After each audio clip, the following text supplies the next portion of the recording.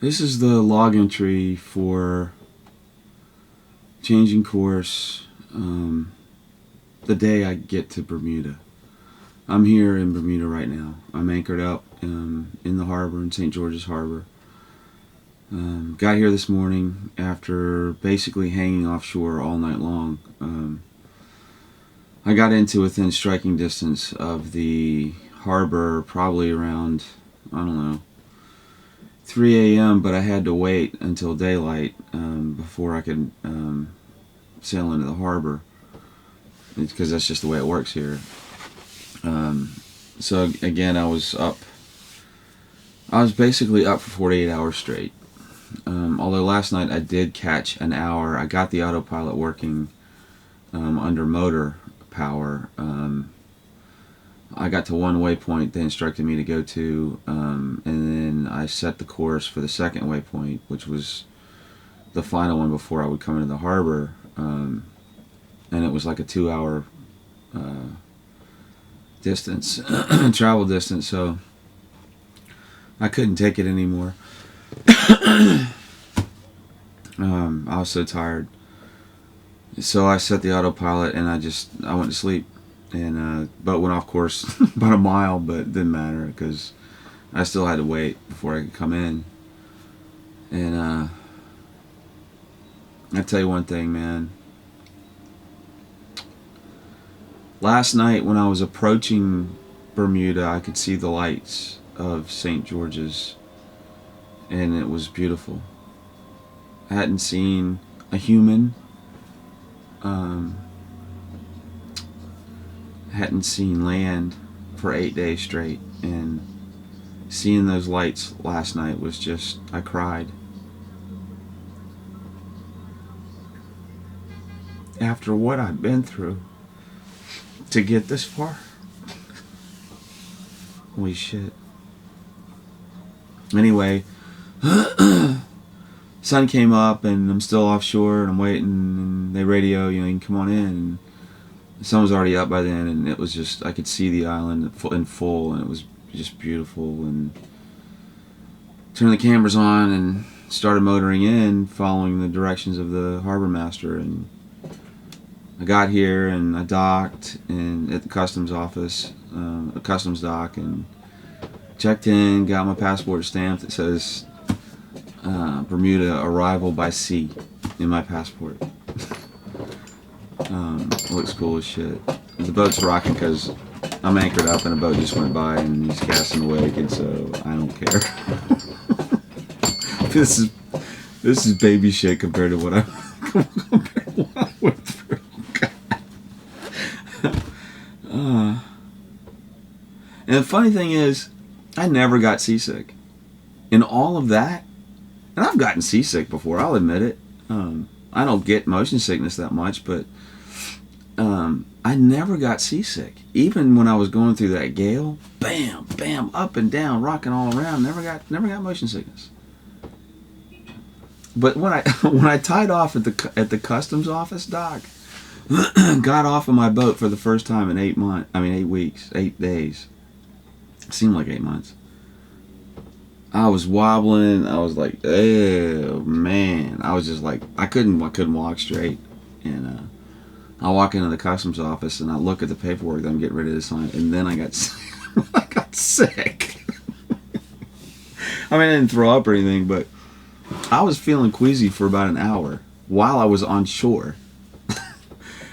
That I didn't expect that, and I didn't know that was. I know it probably happens to everybody after they've been at sea for a while, but I didn't know that, and it kind of shocked me. But that's cool. So, yeah. So I, fill out my paperwork, get my passport stamped, turn on my gun. They'll give it back to me when I leave. And then I'm getting ready to leave, to come out here and anchor up. And so I'm untying this line off of my anchor I had my anchor lashed on the bow of the boat in case I went through a storm, which I did. So I'm bending over to untie the anchor line, the line on my anchor, and my wallet falls out of my pants into the water. And I'm like, what? After all that? And it's clear water. I could see it just go down to the bottom. It goes down like 15 feet. I'm like, fuck. So I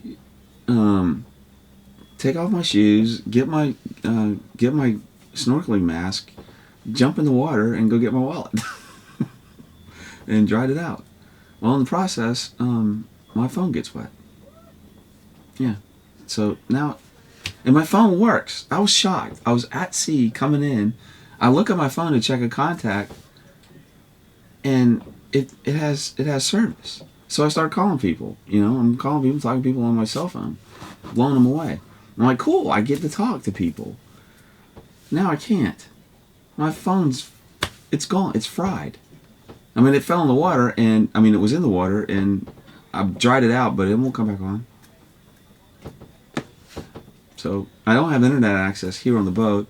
They were nice enough there. The customs guy said there's a yacht club right around the corner that gives free internet access to sailors like you. Just go over there and ask them, and they'll give it to you. But you got to go over there with your laptop. So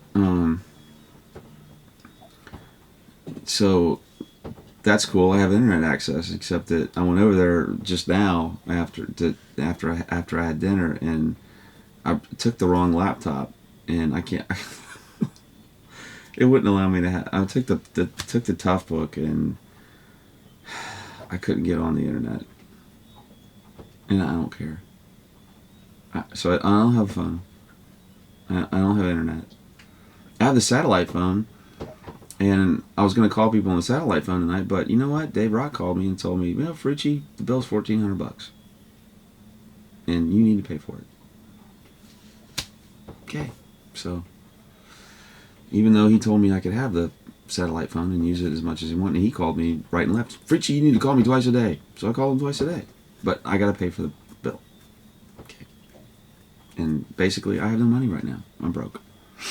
I put everything into this boat, put everything into this project, and I got nothing. I can barely eat. And a lot of the food that I used, all the canned goods, I ate on the way here, so I don't know what the fuck I'm going to do. Really don't. So, after all that, I made it.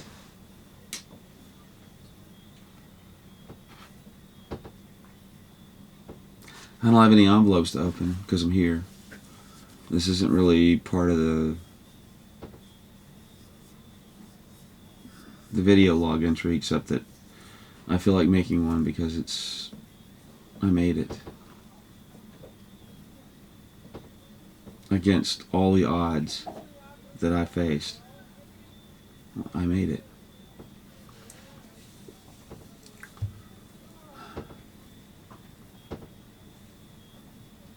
And Bermuda is a beautiful place. Where I'm anchored up, there's a lot of sailboats around here, and when I first anchored up, I was so filthy. I had a bath, and the only personal hygiene I did while I was at sea was I brushed my teeth every once in a while whenever I could find the time to do it, which was rare.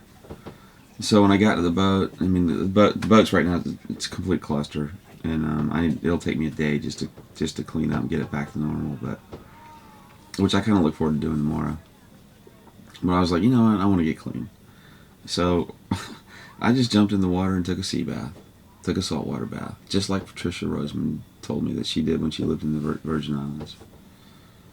And it was wonderful. The water's clear and it's warm. I got cleaned off, and then I pumped up the dinghy, and I don't have a motor, so I roared over to a place where you can park your dinghy and walked around town, got something to eat. Oh, it was a wonderful meal. Had fettuccine Alfredo. Fattening. Thank God. And, you know what? Somebody gave me a bottle of port, actually 2 bottles of port, and I'm going to pop one of them open tonight, I think. Have me some port. Because it doesn't look like I'm going to Portugal. Boat's fucked up. Bad. It's so fucked up that I'm afraid to even take it for a day sail.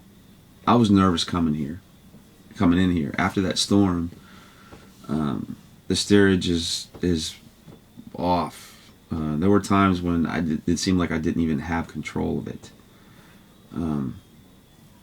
There's a shroud that's messed up. I mentioned that before, and there's no navigation lights now. Somehow that got screwed up in the storm. And all the pounding this boat took during that storm, I don't structurally, I don't know if it's sound. You know, I mean, it took a pounding. So I can't sell this to the Azores. I can't do it. I'm lucky I'm here to begin with. And I don't have a death wish. I want to go to the Azores. I want to go to Lisbon. But if it's on this boat's going to get looked at and it's going to get fixed if there's any problems.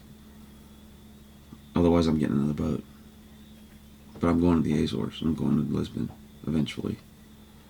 It may not happen this year. But it's going to happen. Just like this trip happened. I got here because I decided I was